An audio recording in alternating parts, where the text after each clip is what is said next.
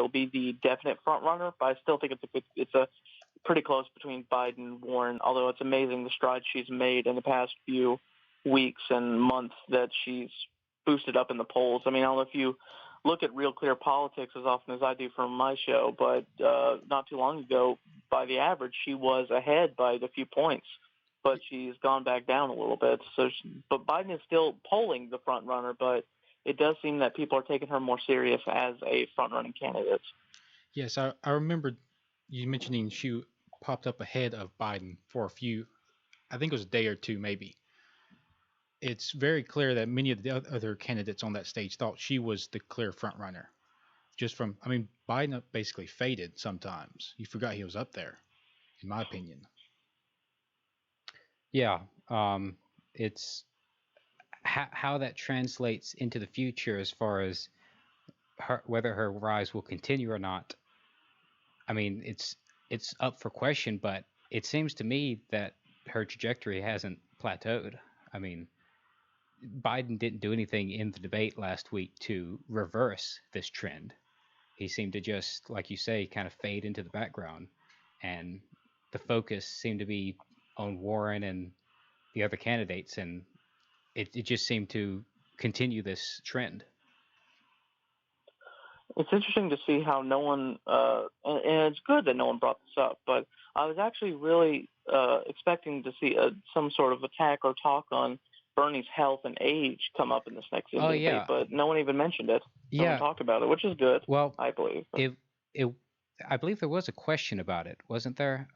It may have been in the second half, so I'm not sure if you saw it. Yes, I believe when they bring up the health care, they went to ask Biden a question regarding health, and he basically kind of interrupted them and said, you know, I'm in great health.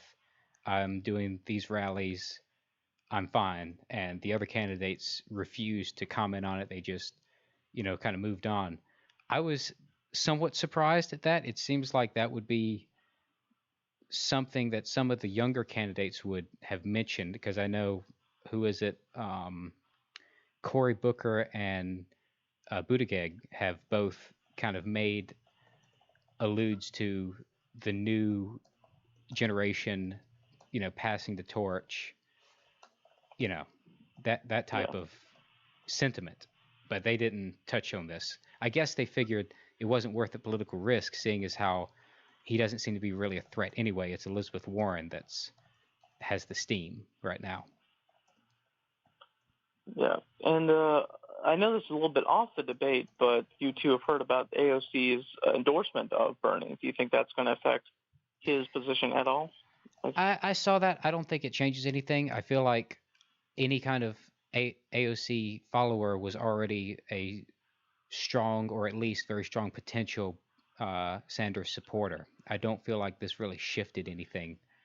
You know what I mean? Yeah, I think it didn't. I think it was their safest endorsement, so to speak. It didn't really cost them any political capital.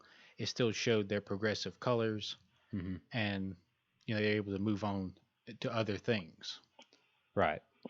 What do you think? I saw where there was a poll, there was a discussion segment, I think post debate. I forget which network it was, and they were talking about the recent millions that have been raised by some of these campaigns, and it listed like the top campaigns and even some of the mid-tier campaigns, but they completely left out Andrew Yang, even though they listed campaigns that were above him and below him when it came to polling and money-raising numbers. So, any comments on that? I mean, it just further shows. I mean, everyone who follows Yang has followed at least somewhat the hashtag Yang media blackout, where the media is really does not want to take Andrew Yang seriously. They think that UBI is it's, I wouldn't say a boondoggle, but they don't believe that it's possible in the U.S. or it should be even discussed.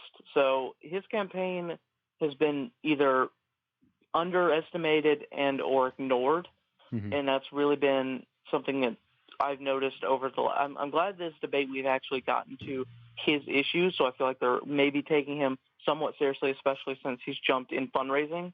And like you mentioned, a lot of people.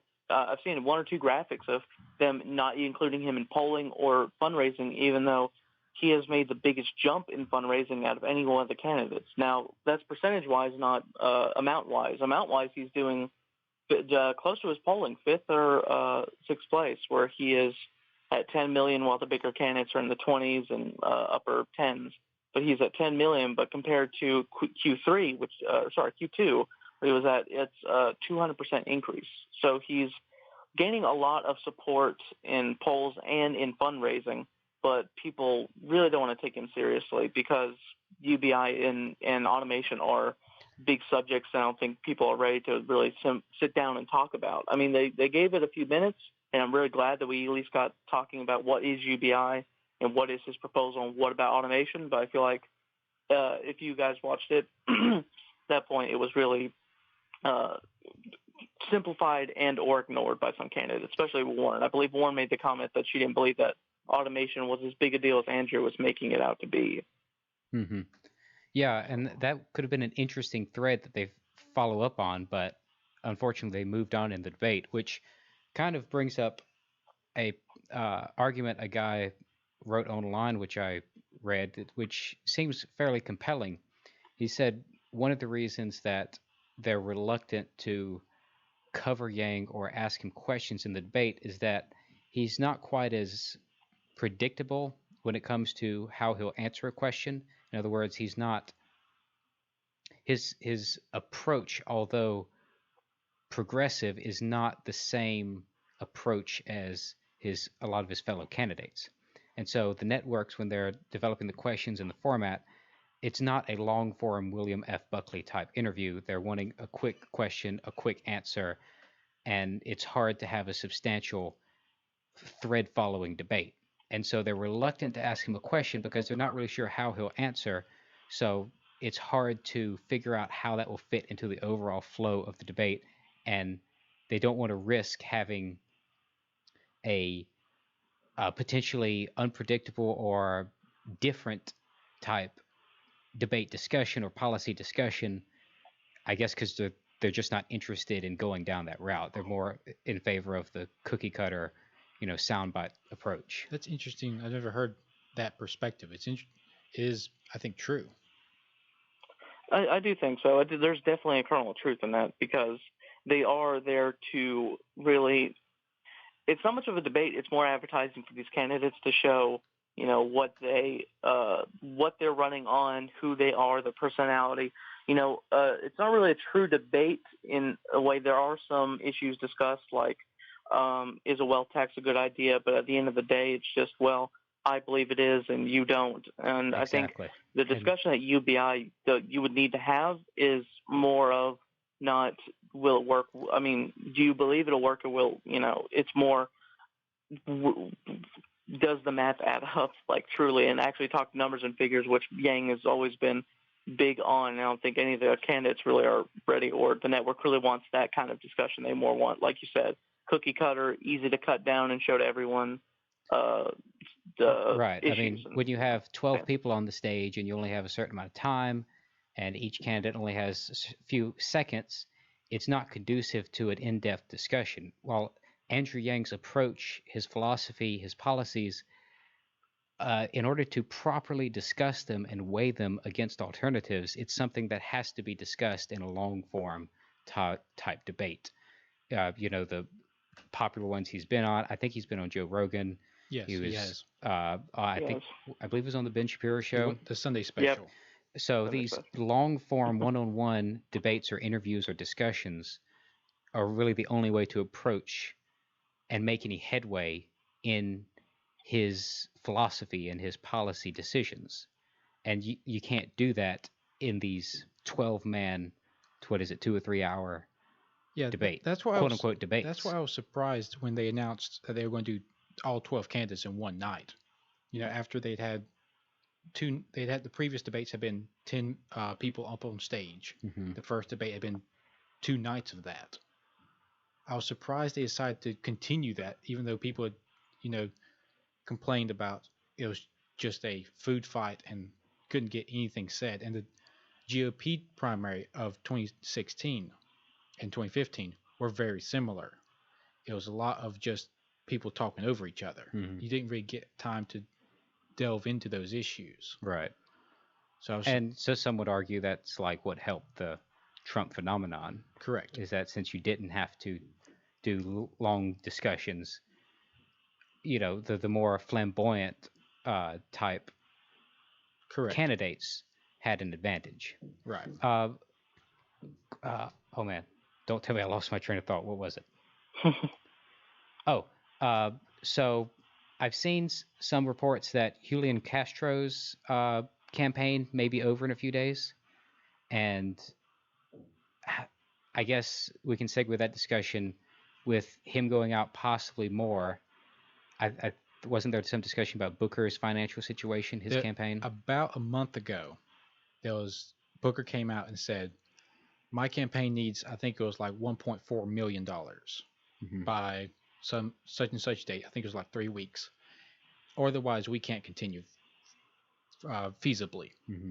So they started kind of fundraising on that, and they actually made the money, which was surprising. You'd think after admitting something like that, no one would. Yeah, that's very risky to admit. Would donate to him. Right. And I think this is basically just Julian Castro blatantly repeating that. He's saying it worked for Booker, it can work for me. Right. So how do y'all think? When is the next debate? Do we know? It's late November, shouldn't it be? I know it's roughly a month. I don't remember the exact date. How do we think the field will look like this next month going into the next debate? I think Judging we're based. definitely. What are you saying? I was thinking we're definitely going to not see. I do not believe Steyer or Klobuchar. That's my prediction that those two I think will drop too low in the polls to make it to the next debate. I think that's a for sure. decent prediction. Yeah. I don't really think we'll see much of Steyer anymore. Yeah, I think they'll go down. There's a decent chance Castro doesn't make it, whether he quits the campaign or doesn't qualify or whatever. I think Warren will continue the rise in the polls. Nothing happened in the last debate to stop that. I don't think. Here's a question: will Beto O'Rourke? How long will Beto O'Rourke last? Because he hasn't really had too good of a performance throughout the campaign. I feel like he's going to last as long. I don't think he'll quit. I think he'll stay as long as possible because he doesn't have a political career outside of this. So he knows that if he if he quits the campaign, more than likely his political career is over. So I feel like he's going to stay in this as long as humanly possible. What do you think, Jonathan? I think that Beto's going to stay in. I think Buttigieg definitely he's in for the long haul. I'm interested to see if Bernie or Biden are going to drop out anytime before the primary. I know that's a big ask, but both of them, or at least Bernie, I think he is more likely to drop out before the primary comes. Biden will definitely not drop out. I can go ahead and say that. I have read analysis or, I guess, predictions. Some people say Sanders is currently looking at the possibility of endorsing someone and dropping out. Sanders? Yeah, for health reasons. I kind of doubt it. I highly doubt that. I feel like he's going to stick with it. He knows he holds, as Ben Shapiro, the conservative commentator, put, the power ring from Lord of the Rings. His base, like it or not, holds the key. It's a large percentage of the Democratic base. And it's very dedicated to him. Very dedicated to him, and they will support whoever he endorses. The majority will. The vast majority will. So obviously, Warren, Buttigieg, and Beto O'Rourke have all tried to get that power ring, so to speak, that Bernie base. I think Bernie will stay in as long as possible, try to influence the race more. Yeah. Mm-hmm.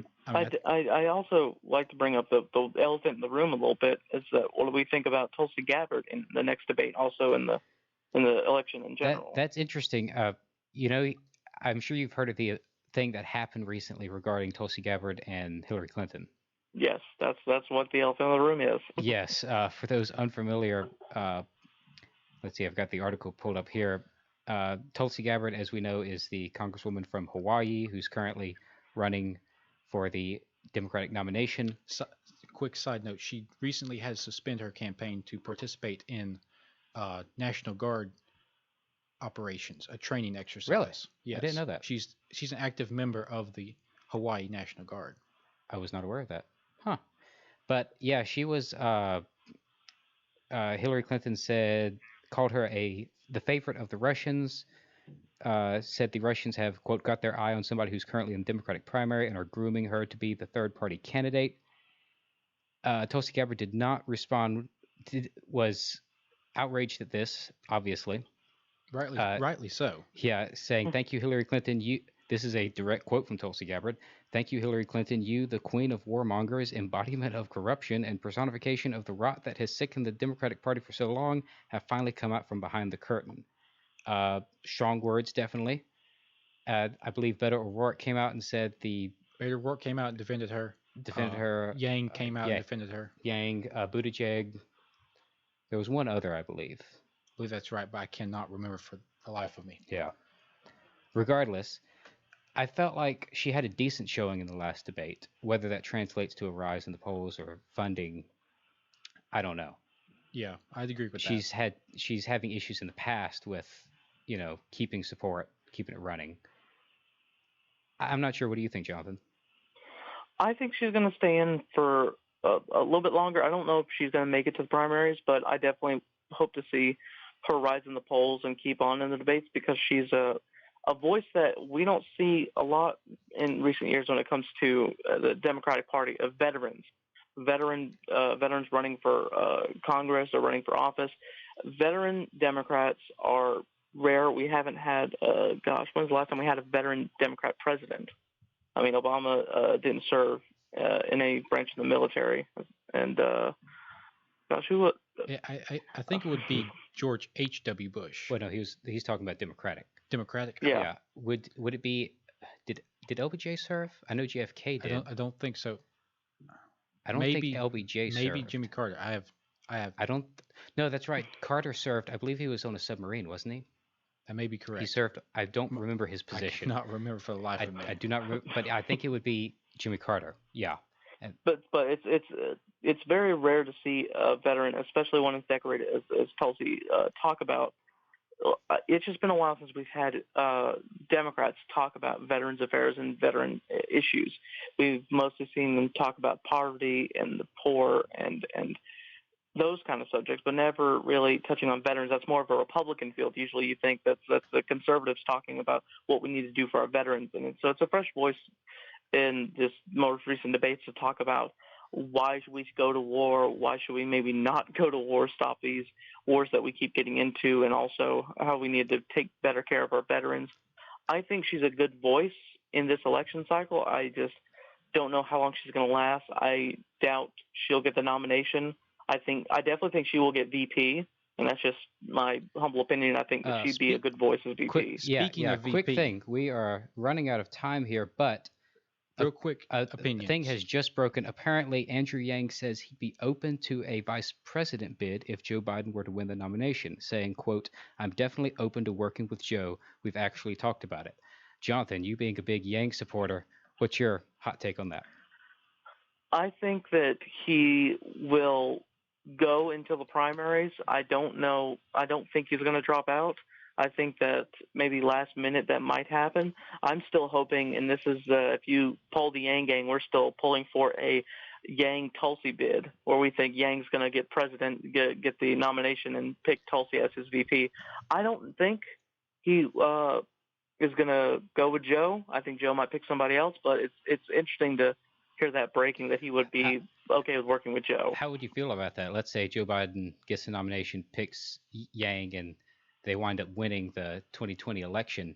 Do you feel like Yang would be able to deliver at least part of his original platform? There are some things. There are some things I think he could deliver on. There's one that he touched on in the debate, or even the post-debate, about one of the issues I think that is the easiest to pass out of all of his proposals, and I recommend you both to look at his proposals. It's very long, but term limits on Supreme Court justices.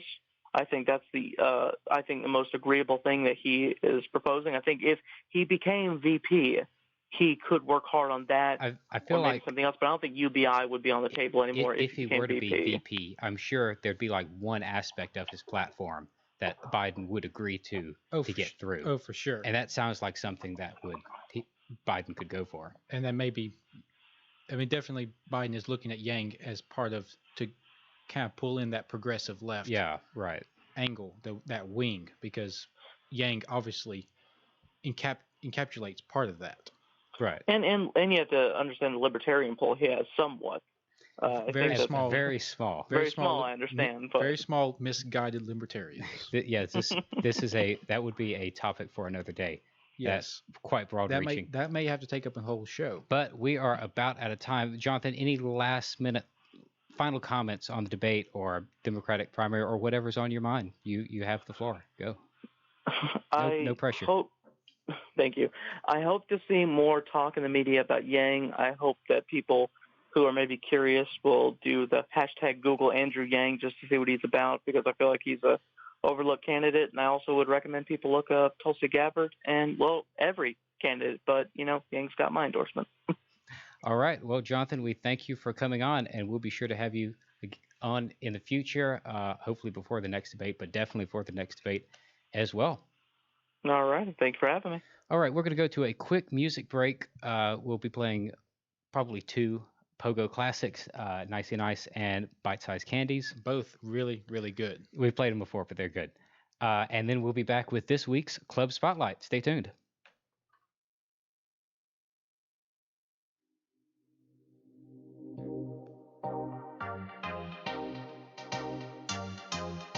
Perhaps the moon knows the secret of the new sound.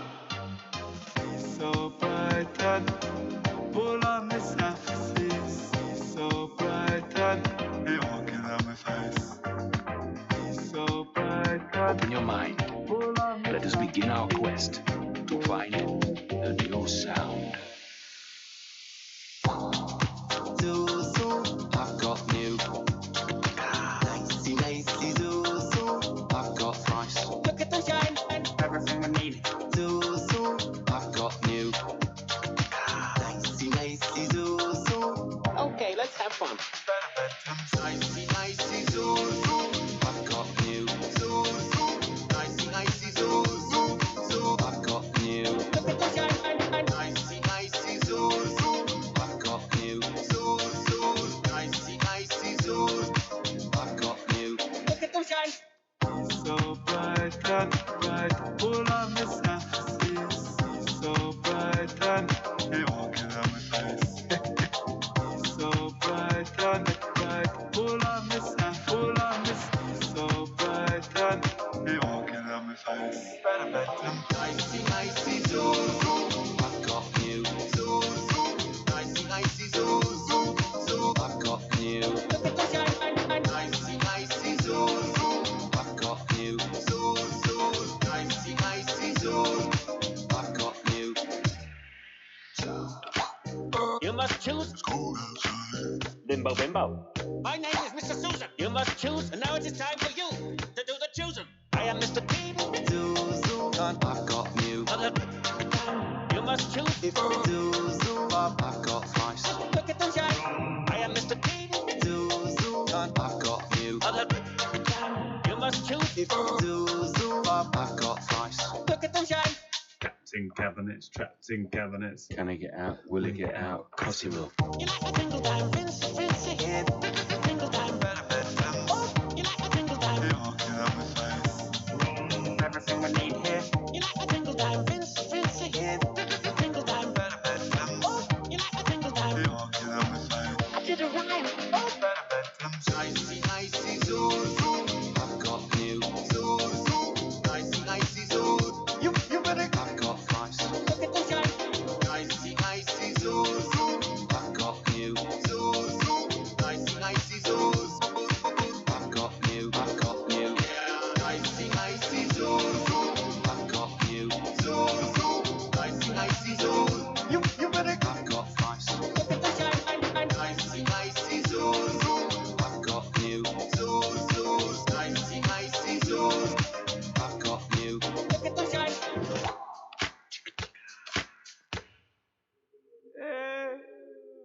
did a song.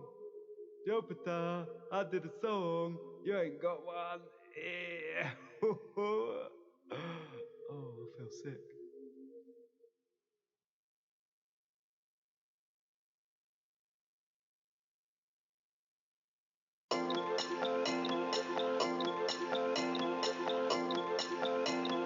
My fans, I have arrived. Me too. Melt in your mouth. They look so cheery.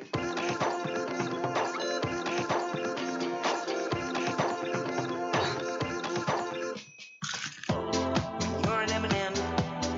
There's no point in wondering where your pockets are. Tasting smooth, creamy milk. Chocolate center. You're an M&M.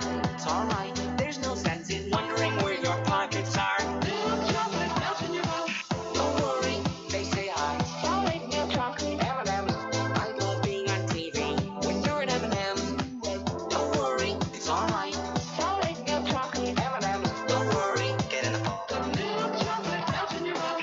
Do you think bite-sized candies? The milk chocolate. Do you think bite-sized candies? Creamy milk chocolate. Milk chocolate. Do you think bite-sized candies? Mango, no one, almond chocolate. Do you think bite-sized candies? Chocolate center. Milk chocolate. You're an M&M. No one.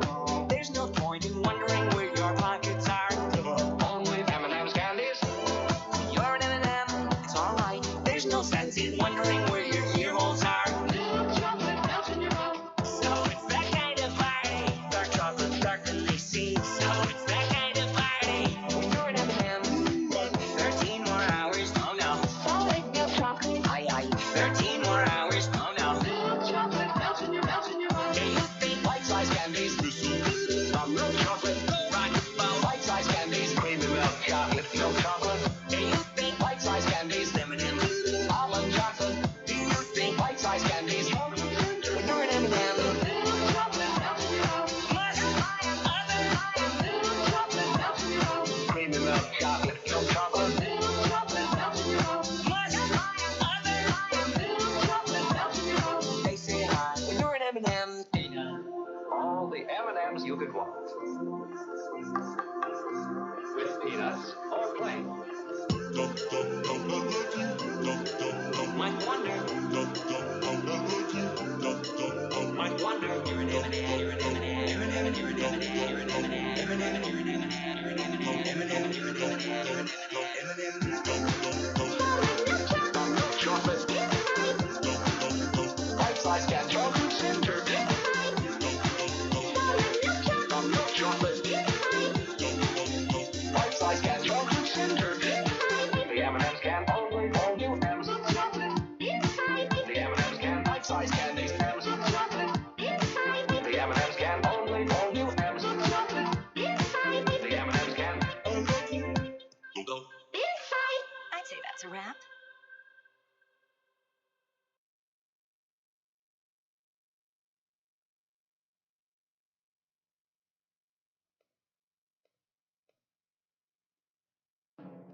And now it's time for this week's Club Spotlight.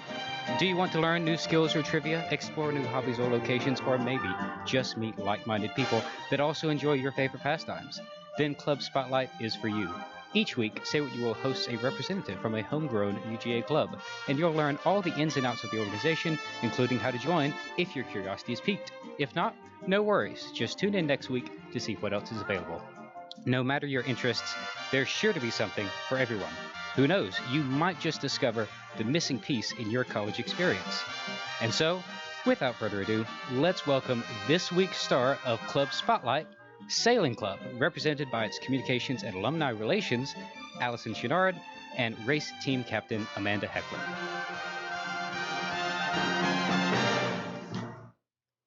So, how's it going? Doing great. How are you? Great, great. So thank you all for coming on Club Spotlight and representing Sailing Club.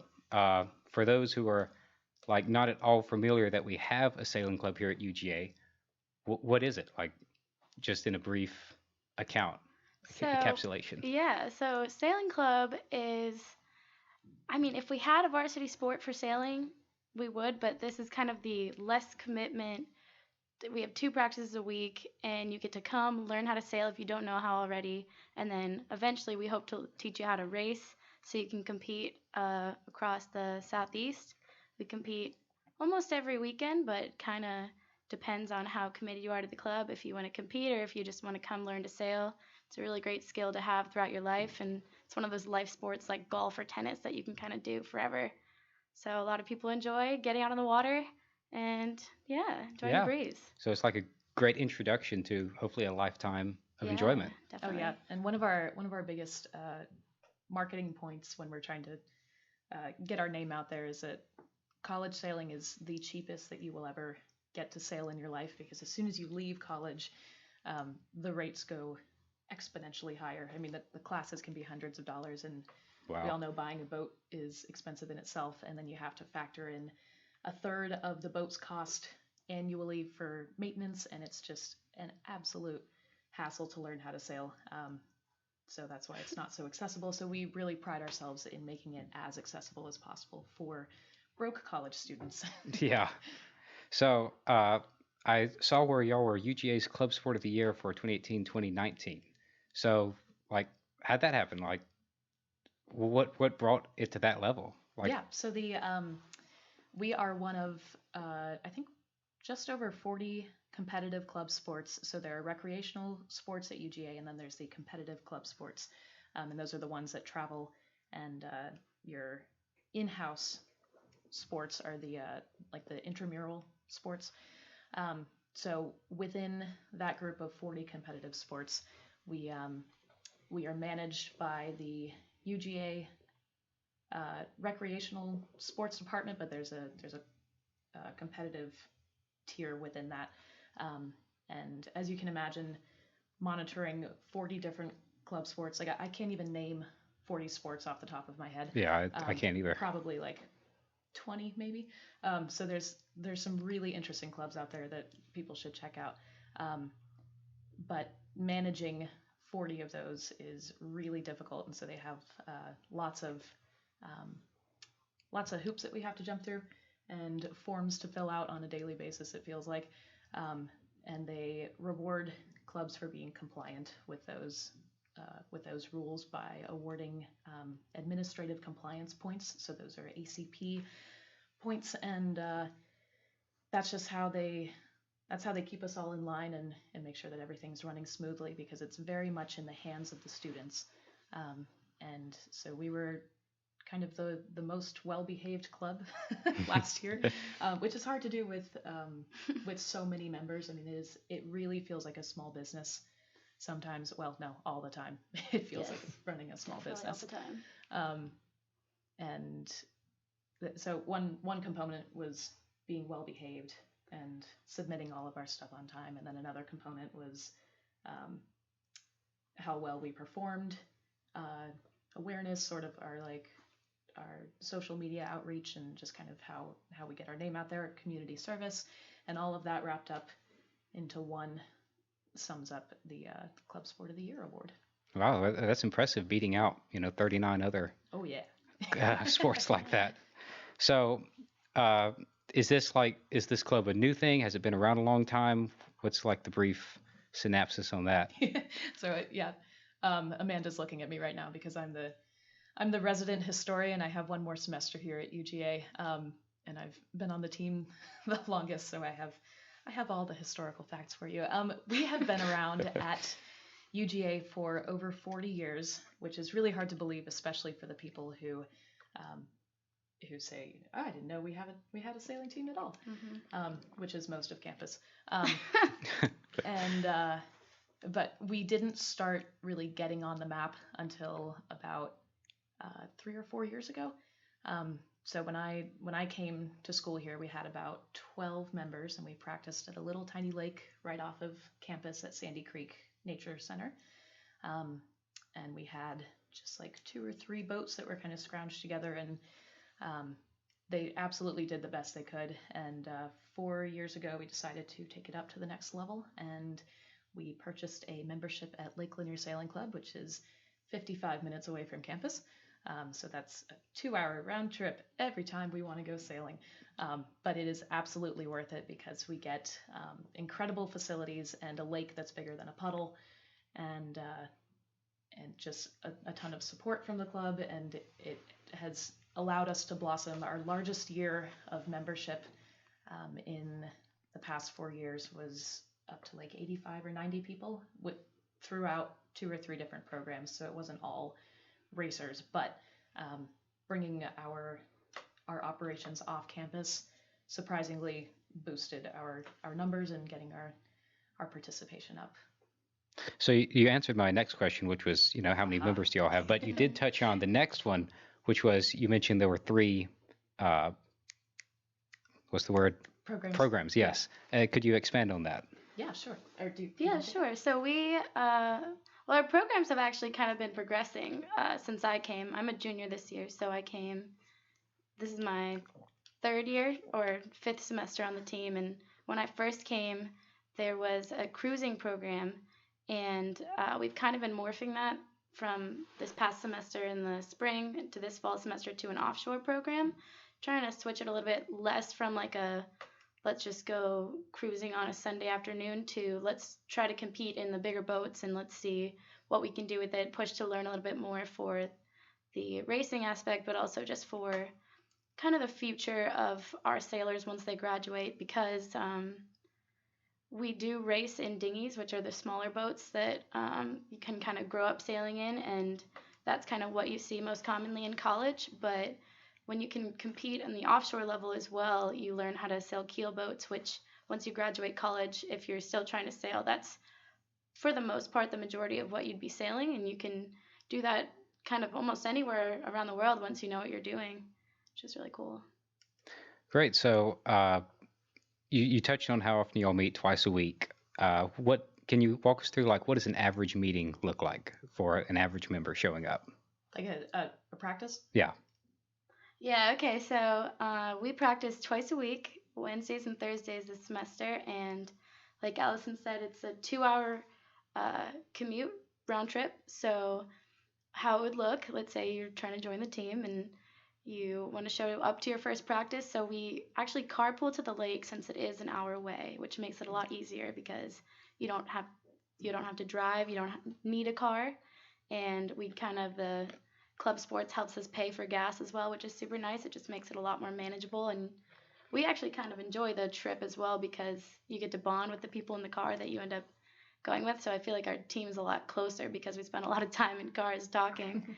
But once you actually get to the lake, you'd rig up the boats, putting the sails up and such, getting the boards, and then we'll put them in the water, and then we'll have a chalk talk kind of thing that's just kind of like, what we're going to do today, the courses we're going to set up. We have coaches. We have 2 different coaches, one that comes Wednesdays and one that comes Thursdays, and we'll just do different drills and different racing on the water depending on what we want to focus on that week. And then we'll send everyone out. You're either going to be driving the boat as a skipper, or you will be kind of almost like an assistant in the boat called the crew, and they're doing the jib and just other things in the boat that are just the teamwork between those 2 are very critical. So you can either learn to do one or learn to do the other, but you kind of want to learn how to do both in order to thrive in whichever position you want. And that just takes time and practice on the water. But at the end of practice, we come back in, de-rig the boats, do a little kind of wrap up. What did everybody learn?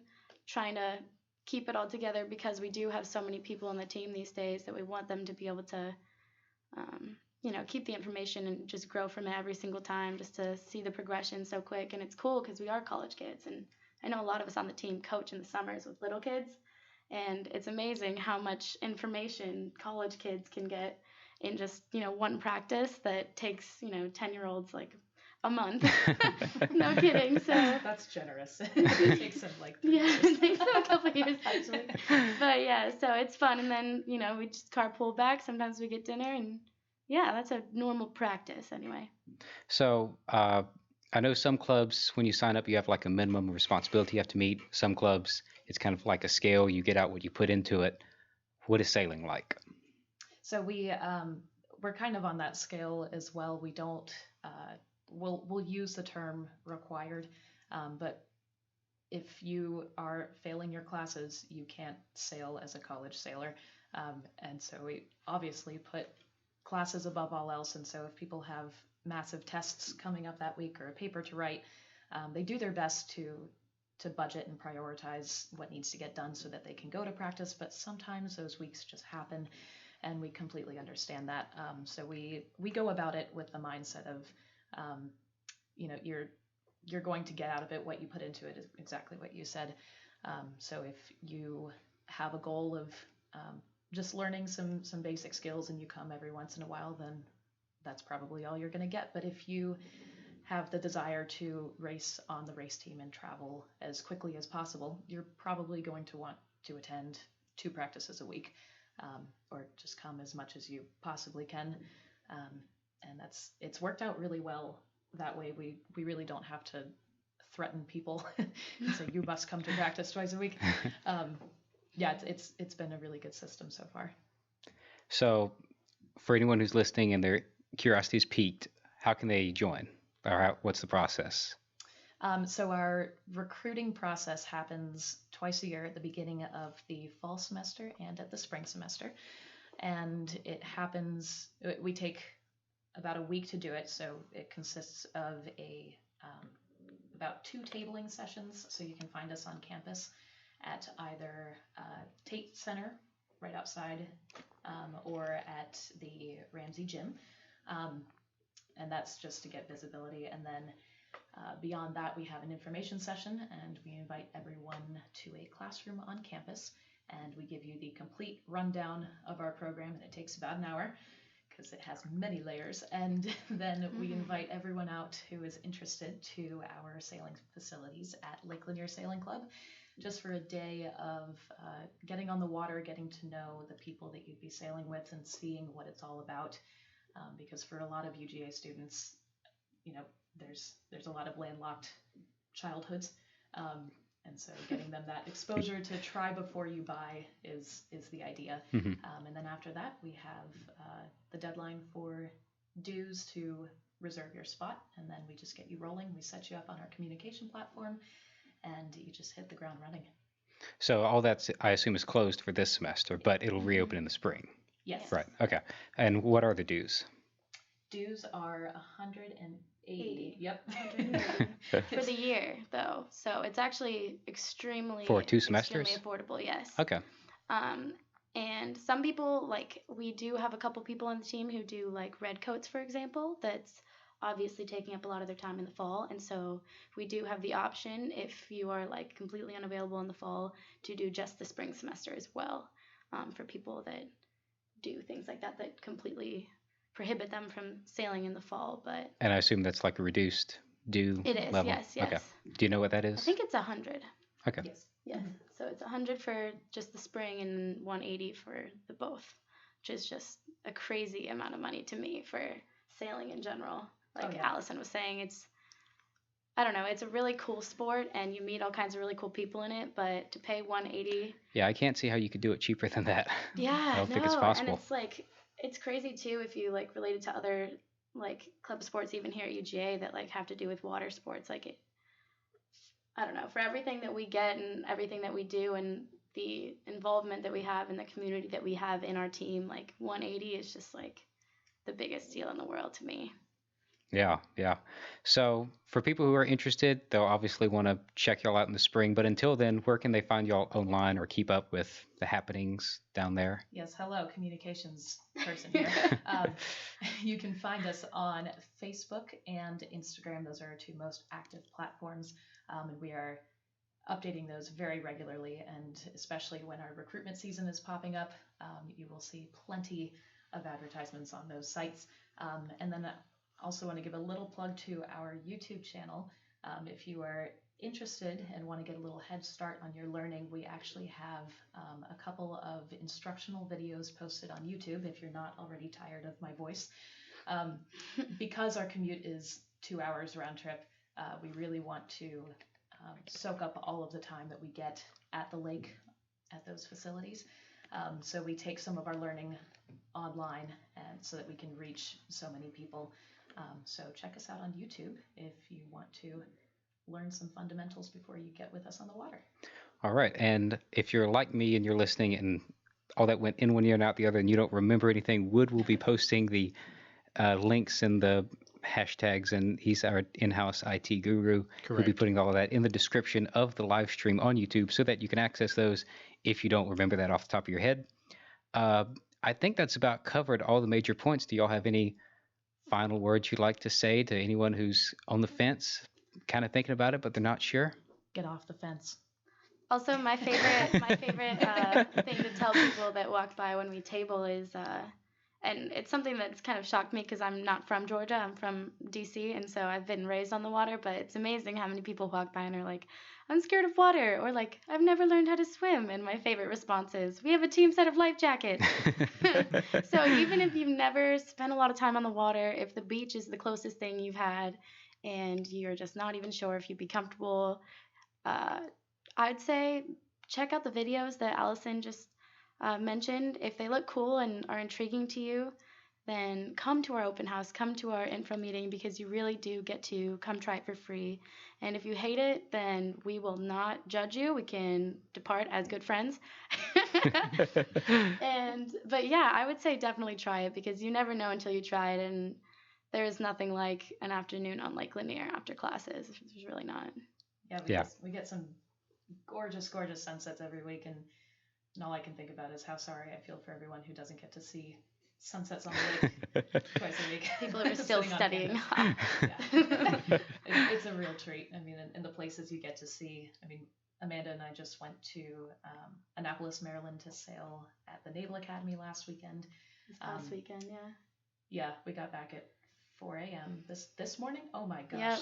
That feels like Goodness, y'all are pulling late hours coming on here now. Yeah, that's our longest regatta though, so it's not usually like that, but it definitely was a very cool opportunity. New York City the weekend before, and we have Wilmington, North Carolina next weekend. I mean, it's just some really, really cool opportunities. Yeah, and if you have ever sailed before and you're hearing this and you're like, dang, like I kind of want to learn more, or why didn't I join this team yet? Then come aboard, because you can, even if you've never been on a sailboat before and you put the effort in, you could be traveling with our team within a month or two if you really put your mind to it. And I mean, I've loved traveling the South and seeing all the different schools and meeting all the different sailors from each school. It's just been a really cool community in general. All right. Well, I think that covers everything. Thank y'all for coming on the show again and showcasing what UGA Sailing has to offer.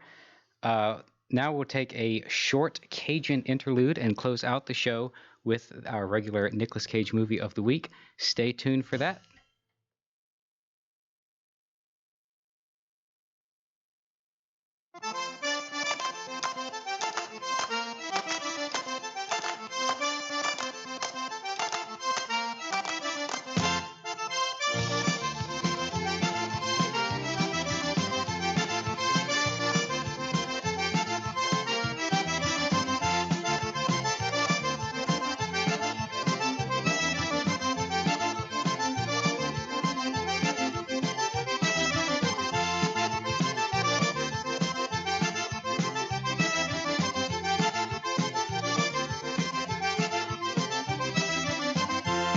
La plus vieille, la bonne, mais c'est la plus vaillante, c'est la plus mignonne, elle a les yeux de canaille. Dis pas ta maman que j'ai côté ton bête, et puis dis pas ton papa parce qu'il a pas sa bonne tête. Tu seras la mienne, je serai péri de la vie. Tigalo pour la pointe au pain. Chère cousine, mais donnez-moi c'est là. Et si c'est pas c'est là, moi je veux pas du tout.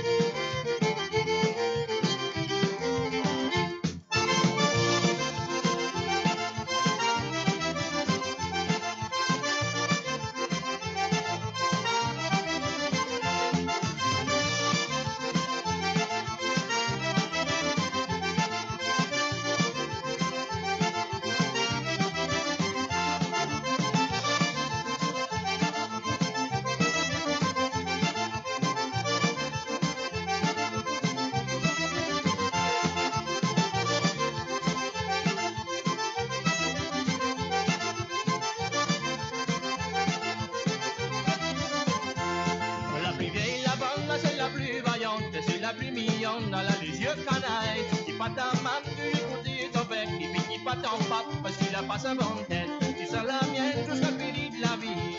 Cigalo pour la pointe au pain. Chère cousine, mais donnez-moi c'est là. Ici c'est pas c'est là, moi je veux pas du tout.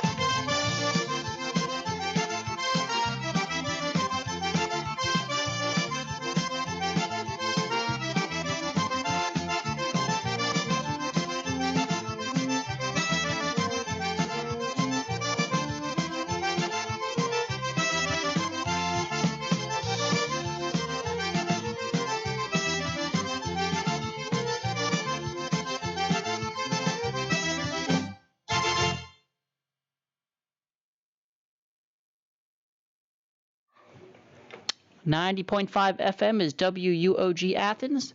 You are tuned into global warming. It's 8 o'clock. I got my co-host here. She's in the back. We just